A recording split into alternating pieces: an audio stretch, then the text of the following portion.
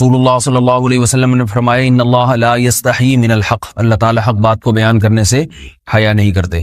تو غسل کے جو مسائل ہیں ان میں بھی بعض دفعہ کچھ ایسی باتیں آتی ہیں جو بظاہر حیا کے خلاف ہیں، لیکن علم کی ایک بات ہے، سیکھنے اور سکھانے میں حیا اگر کریں گے تو پھر ظاہر۔ Welcome to my YouTube channel, آپ لوگوں کا میرے چینل میں سواگت ہے، اور آپ لوگ اگر نئے ہو تو ہمارے چینل کو سبسکرائب کرنا مت بھولیے گا۔ آج ریاکشن دینے جا رہی ہوں اس ویڈیو پر ہم دونوں کہ جس کا ٹائٹل یہ ہے کہ غسل کرنے کا صحیح طریقہ کیا ہے۔ بہت سے لوگوں کو تو غسل کرنا نہیں آتا ہے اور وہ غلط طریقے سے غسل کر لیتے ہیں، پھر اگر نماز وغیرہ پڑھتے ہیں تو اس کی نماز نہیں ہوگی۔ اس لیے صحیح طریقہ سے غسل کرنا بہت ضروری ہے، اور غسل کن کن حاجت میں۔ اگر آپ لوگوں کو یہ ویڈیو اچھی لگے تو لائک شیئر کمنٹ ضرور کیجیے گا۔ چلو ویڈیو شروع کرتے ہیں۔ شکریہ، آپ لوگ بھی میرے ساتھ دیکھیں مل جل کر سبھی لوگ۔ بسم اللہ الرحمن الرحیم۔ آج ہم انشاءاللہ غسل سے متعلق کچھ احکام پڑھیں گے، چونکہ ہمارے ابھی طہارت کا ہی باب چل رہا ہے۔ غسل کب فرض ہوتا ہے اور غسل کا طریقہ کیا ہے۔ رسول اللہ صلی اللہ علیہ وسلم نے فرمایا ان اللہ لا یستحی من الحق، اللہ تعالی حق بات کو بیان کرنے سے حیا نہیں کرتے۔ تو غسل کے جو مسائل ہیں ان میں بھی بعض دفعہ کچھ ایسی باتیں آتی ہیں جو بظاہر حیا کے خلاف ہیں، لیکن علم کی ایک بات ہے، سیکھنے اور سکھانے میں حیا اگر کریں گے تو پھر ظاہر ہے ساری زندگی جاہل ہی رہے گا انسان۔ اور غسل کے مسائل سیکھنا اس لیے ضروری ہے کہ غسل جب فرض ہوتا ہے تو جب تک مکمل غسل نہ ہو آپ کی نماز ادا نہیں ہوتی۔ رسول اللہ صلی اللہ علیہ وسلم نے فرمایا الماء من الماء، حدیث ہے کہ غسل فرض ہوتا ہے خواہش نفس کے ساتھ جسم سے منی خارج ہونے سے۔ مرد پہ غسل کب فرض ہوگا؟ جب اس کے جسم سے شہوت کے ساتھ منی خارج ہو۔ منی بالکل سفید رنگ کی چیز ہے، ایک ہوتی ہے مزی۔ شہوت پیدا ہونے سے اگر کسی کے مرد یا عورت کے صرف رطوبت خارج ہونا شروع ہو گئی اس سے غسل فرض نہیں ہوتا۔ جب تک مکمل شہوت پوری نہیں ہو جاتی اور مادہ منویہ خارج نہیں ہو جاتا، چاہے احتلام کی صورت میں ہو یا کسی بھی طرح سے ہو۔ مردوں کے ساتھ چونکہ یہ بہت زیادہ ہوتا ہے، نائٹ فال کی صورت میں مردوں پر غسل کی یہ صورت بہت زیادہ فرض ہوتی ہے۔ جیسے ہی بلوغت ہوتی ہے تو احتلام شروع ہو جاتا ہے، ہفتے میں 1 دفعہ 2 دفعہ 3 دفعہ، بعض نوجوانوں کو روزانہ بھی 2 دفعہ ہوتا ہے، جبکہ خواتین میں یہ والے غسل کی صورت بہت ہی کم ہوتی ہے کہ ان کو نائٹ فال ہو یا اس طرح سے غسل فرض ہو۔ ہزاروں میں کسی ایک عورت کے ساتھ ایسا ہوتا ہے۔ ایک صورت تو یہ ہے غسل فرض ہونے کی۔ دوسری صورت کیا ہے کہ جب انسان اپنی زوجہ کے ساتھ ملاپ کرے اور انٹرکورس ہو جائے، چاہے اس صورت میں ڈسچارج دونوں میں سے کوئی ہو یا نہ ہو، لیکن دونوں پہ غسل فرض ہو جائے گا، مرد پہ بھی اور عورت پہ بھی۔ یہ تو مردوں کے غسل کے فرض ہونے کا ہے۔ مردوں کے غسل میں ایک چیز یہ بھی ہے کہ اگر آپ نے رات کو نیند کی اور صبح آپ اٹھے اور آپ نے کپڑوں پہ نشان دیکھا، اب آپ کو یہ پتہ نہیں چل رہا کہ یہ منی کا نشان ہے یا مزی کا ہے، تو بھی آپ پر غسل کرنا فرض ہے۔ یہی سمجھا جائے گا کہ یہ آپ خواب میں ڈسچارج ہوئے ہیں۔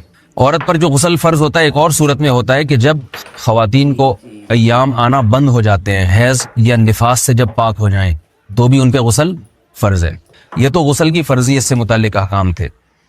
کچھ چیزیں ایسی ہیں جن میں غسل سنت ہے، فرض نہیں ہے۔ جمعہ کے دن غسل کرنا رسول اللہ صلی اللہ علیہ وسلم نے بہت زیادہ تاکید کی ہے۔ سنت کی 2 قسمیں ہیں، سنت مؤکدہ اور سنت غیر مؤکدہ۔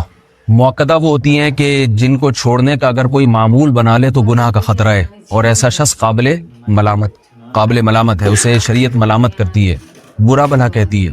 تو غسل سنت مؤکدہ ہے، ہفتے میں 1 مرتبہ، چاہے جمعے کے دن ہو یا کسی بھی دن ہو۔ جو مسلمان ہفتے میں 1 دفعہ بھی نہیں نہاتا، وہ کتنا ہی نیٹ کلین ہو، مگر شریعت کی نظر میں وہ قابل ملامت ہے، اسے تانے دینے چاہیے کہ شرم نہیں آتی، ہو مسلمان مگر رہتے ہو بھنگیوں اور چماروں کی طرح۔ ملامت تو اسی کو کہتے ہیں نا۔ اس کی دلیل رسول اللہ صلی اللہ علیہ وسلم نے فرمایا، صحیح حدیث ہے، حق علی کل مسلم ان یغتسل کل اسبوع مرۃ، کہ ہر مسلمان پر لازم ہے کہ وہ ہفتے میں کم از کم 1 مرتبہ غسل کرے۔ ہر مسلمان پر لازم ہے، چاہے اس پہ غسل فرض نہ بھی ہو۔ اور کس دن بہتر ہے؟ جمعہ کے دن۔ نبی صلی اللہ علیہ وسلم نے حکم دیا ہے کہ جمعے کے دن غسل کیا جائے۔ امام احمد ابن حنبل کا مذہب یہ ہے کہ جمعے کے دن غسل کرنا واجب ہے، صرف سنت نہیں ہے بلکہ واجب ہے، لیکن جمہور کا مذہب یہ ہے کہ سنت عمل ہے۔ غیر مسلم جب اسلام قبول کرتا ہے تو اس وقت بھی اس کے لیے غسل کرنا سنت ہے۔ جب ہم مردے کو نہلاتے ہیں تو جو مردے کو نہلائے اس کے لیے بھی خود غسل کرنا افضل ہے، سنت عمل ہے۔ عید کے دن غسل کرنا سنت عمل ہے۔ تو یہ وہ تمام مواقع ہیں جن میں غسل کرنا رسول اللہ صلی اللہ علیہ وسلم کی سنت ہے۔ غسل کا طریقہ کیا ہے؟ غسل میں 3 چیزیں فرض ہیں: منہ بھر کے قلی کرنا، ناک میں پانی ڈالنا کہ ناک کی جو نرم جگہ ہے یہ اچھی طرح تر ہو جائے، اور پورے جسم پہ ایک مرتبہ پانی بہا دینا کہ جسم میں بال کے برابر جگہ بھی خشک نہ رہے۔ یہ تو ہے فرض، یعنی یہ کام کسی نے کسی بھی طرح سے کر لیا تو غسل ادا ہو جائے گا، چاہے اس کی نیت غسل کی تھی یا نہیں تھی۔ کوئی آدمی چلتا ہوا جا رہا ہے، پھسل کے تالاب میں گر گیا، پورے غوطے کھا کے باہر نکلا، قلی کر لے اور ناک میں پانی ڈال لے تو غسل اس کا ادا ہو جائے گا۔ البتہ چونکہ نیت نہیں تھی لہذا غسل کا ثواب نہیں ملے گا، ثواب نیت کے بغیر نہیں ملتا انسان کو۔ دلائل اس کے الگ موضوع ہے کہ اس کی دلیل کیا ہے کہ بغیر نیت کے بھی غسل ہو جاتا ہے، لیکن میں نے بتایا دلائل کا سیشن نہیں ہے، اس میں پھر بات لمبی ہو جائے گی۔ تو یہ تو ہے فرض، پورے جسم پہ پانی بہانا، قلی اور ناک میں پانی۔ سنت طریقہ کیا ہے؟ رسول اللہ صلی اللہ علیہ وسلم غسل کیسے کرتے تھے؟ سنت طریقہ جس پہ جو اختیار کرنا چاہیے وہ طریقہ یہ ہے کہ جب آپ غسل کے لیے بیٹھیں تو سب سے پہلے وہ جگہ دھوئیں جہاں نجاست اور ناپاکی لگی ہوئی ہے۔ نائٹ فال ہوا، کسی کو احتلام ہوا تو جہاں جہاں گندگی لگی ہے پہلے اس جگہ کو دھوئیں، استنجا کریں، شرمگاہ کو دھوئیں اچھی طرح، سمجھ رہے ہیں بات کو؟ اس کے بعد ہاتھ دھوئیں اور مکمل وضو کریں جیسے ہم عام حالات میں وضو کرتے ہیں۔ مکمل وضو کرنے کے بعد دائیں کندھے پہ پانی ڈالا، لیفٹ سائڈ پہ پانی ڈالا۔ پہلے زمانے میں تو چلو سے غسل ہوتا تھا، ہاتھ دھو لیے تو اب چلو سے پانی لے کے یہاں ڈالا جا رہا ہے، چلو سے پانی لے کے یہاں ڈالا جا رہا ہے، پورے جسم پہ ملا جا رہا ہے، اور چلو سے پانی لے کے 3 دفعہ سر پہ ڈالا جا رہا ہے۔ تو آج کل چلو الو تو ہے نہیں، شاور کے نیچے جا کے کھڑے ہو جاتے ہیں، تو اس میں یہ کہ شاور کھولے اس میں کھڑے ہو جائیں، سارے چلو اس میں خود بخود ہی ہو جائیں گے، پورے جسم پہ پانی بہہ جائے گا۔ نبی صلی اللہ علیہ وسلم کے دور میں یہ جدید چیزیں نہیں تھیں، شیمپو اور صابن، تو آپ صلی اللہ علیہ وسلم بیری کے پتوں سے غسل کی ترغیب دیا کرتے تھے۔ بیری کے پتوں کو اگر پانی میں پکایا جائے تو پانی میں میل کچیل صاف کرنے کی صلاحیت بہت بڑھ جاتی ہے۔ ہمارے زمانے میں اس تکلف کی ضرورت نہیں ہے، صابن ملتے ہیں اس سے نہا لے آدمی، نہایا کریں، بہرحال کہنے کا مقصد یہ آپ لوگوں سے۔ تو یہ سنت طریقے سے غسل ہو جائے گا آپ کا، سمجھ رہے ہیں بات کو؟ سب سے پہلے استنجا کیا، اس کے بعد وضو کر لیا، اس کے بعد غسل کر لیا۔ اگر کسی نے غسل میں وضو نہیں کیا اور ویسے ہی پورے جسم پہ پانی بہا دیا تو بھی اس کا وضو خود بخود ہو جائے گا، اس غسل سے وہ نماز پڑھ سکتا ہے، کیونکہ بعض لوگ غسل کرنے کے بعد دوبارہ وضو کر رہے ہوتے ہیں، اس کی ضرورت نہیں ہے، کیونکہ جب غسل کرتے ہیں تو وضو والے اعضاء تو خود بخود اس میں دھل جاتے ہیں۔ یہ ہے غسل کا طریقہ۔ وضو کیسے ٹوٹتا ہے؟ جن چیزوں سے غسل فرض ہوتا ہے ان چیزوں سے وضو تو بہرحال ٹوٹتا ہی ہے، اس کے علاوہ بھی وضو ٹوٹتا ہے۔ اس سے پچھلے لیکچر میں نے کچھ تفصیل بتائی تھی کہ نجاست جسم سے کہیں سے بھی خارج ہو جائے یا نجاست نکل کے بہہ پڑے، اگر قضائے حاجت کی جگہوں سے نجاست خارج ہوئی ہے تو نظر بھی آ جائے وضو ٹوٹ جائے گا، اور قضائے حاجت کے علاوہ جگہوں سے اگر نجاست خارج ہوئی ہے، خون وغیرہ ہے جیسے، تو جب تک نکل کے بہے گا نہیں تو اس وقت تک وضو نہیں ٹوٹے گا۔ سمجھ رہے ہیں بات کو؟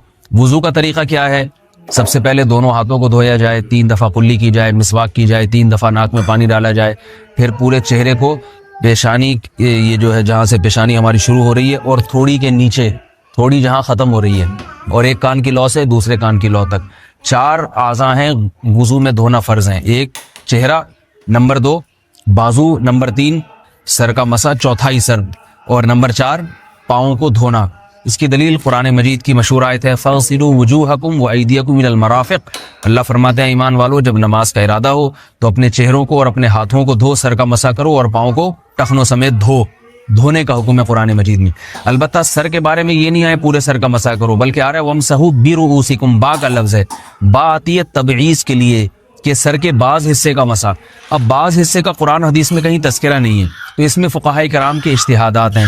امام شافعی فرماتے ہیں تھوڑا سا بھی ٹچ کر لیا سر کو ہو جائے گا، امام ابو حنیفہ فرماتے ہیں نہیں کم از کم 1/4 کا ہونا ضروری ہے۔ سب کے اپنے اپنے دلائل ہیں، ان دلائل میں نہیں جاتا۔ فقہ حنفی کو جو فالو کرنے والے ہیں تو ان کو چاہیے کم از کم 1/4 سر کا مسا، یہ فرض ہونے کے لیے ضروری، مگر سنت کیا ہے؟ پورے سر کا مسا۔ نبی صلی اللہ علیہ وسلم دونوں ہاتھوں کو بھگو کے پورے سر کا مسا کرتے تھے ایسے، سمجھ رہے بات کو؟ اور مسا کے جو یہ ٹیکنیکل طریقے ہیں کہ آپ یوں پہلے انگلی بنائیں، پھر یوں لے کر جائیں، پھر یوں گھما کے لائیں، پھر یوں، یہ ٹیکنیکل طریقے حدیث سے ثابت نہیں۔ مسا کا طریقہ کیا ہے؟ بھیگا ہوا ہاتھ لے کے ایسے پورے سر کو ہو گیا۔ پھر حدیث میں یہ بھی ہے کہ یوں لے جاؤ اور یہ بھی ہے کہ 2 واپس بھی لے کر آؤ، دونوں طرح سے ثابت۔ تو ایسے بھی کر سکتے ہیں کہ یوں لے جائیں، اور ایسے بھی کر سکتے ہیں لے کے جائیں اور پھر واپس بھی لے آئیں، دونوں طریقے جائز ہیں، لیکن کم از کم سنت اتنی ہے کہ پورے سر کا مسا ہونا چاہیے۔ بعض لوگوں کو شو مارنے کا شوق ہوتا ہے، اگر وہ واپس لائیں تو بال ان کے خراب ہو جاتے ہیں، کہتے ہیں یار یہ پھر مسئلہ خراب ہو جائے گا، تو پھر ایسے لوگ صرف یوں ہی لے جائیں کافی ہے۔ افضل تو یہ کہ یوں بھی لے جائیں یوں بھی لے جائیں، دونوں طرح سے صحیح ہے، بہرحال دونوں حدیث سے ثابت ہیں۔ سمجھ رہے ہیں بات کو؟ اور یہاں ایک اہم مسئلہ بتا دوں، قرآن مجید نے پاؤں کو دھونے کا حکم دیا ہے، پاؤں پہ مسح کرنے کا حکم نہیں دیا، اور حدیث میں خفین پر مسح کرنے کا حکم ہے۔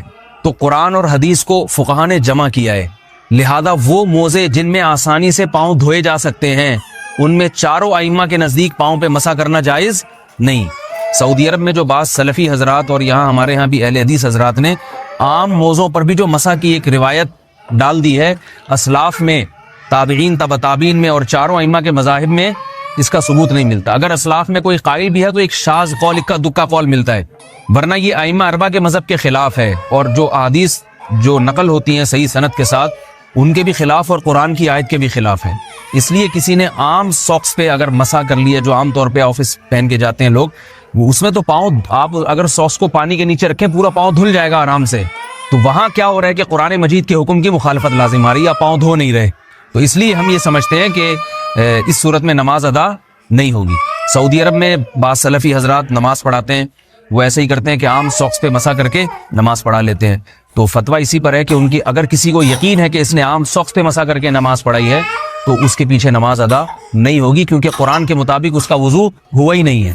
صدیوں تک کوئی بھی اس قول کا قائل نہیں رہا ہے کہ عام ساکس پہ بھی مسح ہو جاتا ہے۔ یہ ابن تیمیہ رحمہ اللہ تعالیٰ 7ویں صدی میں اس کے قائل تھے، اور تابعین میں اکا دکا قول ملتے ہیں اس کے اتارے بغیر، لہذا ان موضوع کے اوپر مسح ہو جائے گا، تو اس سے قرآن پر بھی عمل ہو جائے گا اور حدیث پر بھی عمل ہو جائے گا۔ اس لیے ائمہ اربعہ نے جو قرآن و حدیث کو سمجھ کے جو فیصلہ کیا ہے اس پہ چلنا ہمارے لیے زیادہ مفید ہے بنسبت آج کل کے جو علماء ہیں ان کی اپنی ذاتی آراء پر۔ اس لیے یہ بھی ایک وضو سے متعلق اہم مسئلہ تھا، سمجھ رہے ہیں؟ باقی تو ماشاءاللہ وضو کرنا سب کو آتا ہی ہے، اور وضو کے بعد دعا کیا ہے؟ کلمہ شہادت، اشہد ان لا الہ الا اللہ وحدہ لا شریک لہ واشہد ان محمدا عبدہ ورسولہ اللہم اجعلنی من التوابین واجعلنی من المتطہرین۔ اے اللہ تو مجھے بار بار توبہ کرنے والوں میں شامل کر دے اور بار بار پاکیزہ رہنے والوں میں شامل کر دے۔ توبہ اس لیے کہ میں نے ظاہری طہارت تو حاصل کر لی، مجھے روحانی طہارت بھی عطا کر دے، اگر میں نے گناہ کی ہوں تو مجھے ان سے بھی توبہ کی توفیق عطا فرما لے، تاکہ اس لحاظ سے بھی میرا وضو ہو جائے، اس لحاظ سے بھی میں پاک ہو جاؤں۔ سبحانک اللہم و بحمدک، نشہد ان لا الہ الا انت، نستغفرک و نتوب الیک۔